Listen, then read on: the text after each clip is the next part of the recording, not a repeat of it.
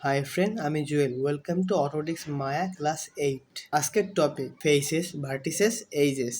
এগুলো হচ্ছে জিওমেট্রির ওই এলিমেন্ট যেগুলোকে আপনি ম্যানিপুলেট করে বিভিন্ন আকৃতি তৈরি করতে পারেন, মানে বিভিন্ন অবজেক্ট রূপদান করতে পারেন। তো সবার প্রথমে পলি মডেলিং থেকে আমরা একটা কিউব নেই, আমরা এফ ক্লিক করি, তাহলে কিউবটা আমাদের ফোকাস এরিয়া চলে আসবে।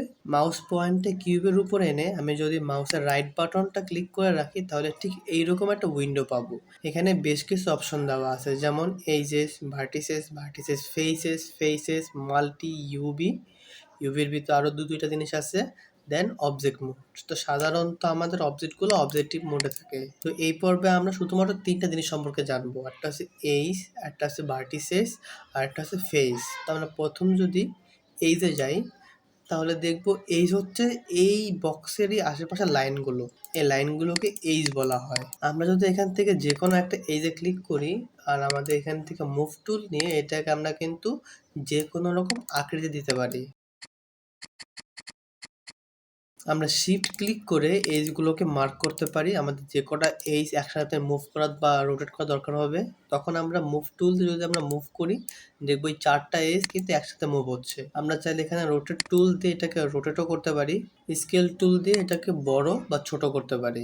আমরা আবার মাউসের রাইট বাটন ক্লিক করে যদি ফেসে যাই তাহলে দেখবো ফেস হচ্ছে এই ফ্ল্যাট এরিয়াগুলা, মানে আমরা আগে একটা লাইন সিলেক্ট করতাম, আমরা এখন এক ক্লিকে পুরো বক্সের একটা অংশ এই ফ্ল্যাট এরিয়াটাকে সিলেক্ট করতে পারতেছি। এটাই মূলত ফেজেস। তো আমরা যে কোনো একটা জায়গা সিলেক্ট করে আগের মতোই ইচ্ছা মতো ম্যানিপুলেট করতে পারি। আমরা চাইলে এটাকে রোটেট বা স্কেল যা মনে চায় তাই করতে পারি। এখন আমরা আবারও মাউসের রাইট বাটনটা ক্লিক করে ভার্টেক্সে চলে যাই। ভার্টেক্স বা ভার্টিসেস আসলে হচ্ছে এই ক্ষুদ্র পয়েন্টগুলো যেগুলো এই লাইনের শেষে বা শুরুতে থাকে। আমরা যেমন পুরো লাইন সিলেক্ট করতে পারি, আমরা এরকম বক্সের মতো পুরো বক্স ফেসটা সিলেক্ট করতে পারি। আমরা চাইলে এই বিন্দুগুলো, পয়েন্টগুলো সিলেক্ট করে এটাকে আরও নিপুণভাবে কাজ করতে পারি বা চেঞ্জ করতে পারি। তাহলে ফ্রেন্ড, এই ভিডিও থেকে আমরা কি দেখলাম? প্রথমত মাউসের রাইট বাটন ক্লিক করে আমরা এই উইন্ডোটা আনতে পারলাম যেখানে অসংখ্য মেনু দেওয়া আছে। তার মধ্যে যদি আমরা এজে ক্লিক করি তাহলে আমরা প্রত্যেকটা লাইন সিলেক্ট করে এটাকে ম্যানিপুলেট করতে পারি। আমরা যদি ফেসে ক্লিক করি তাহলে প্রত্যেকটা ফেস সিলেক্ট করতে পারি।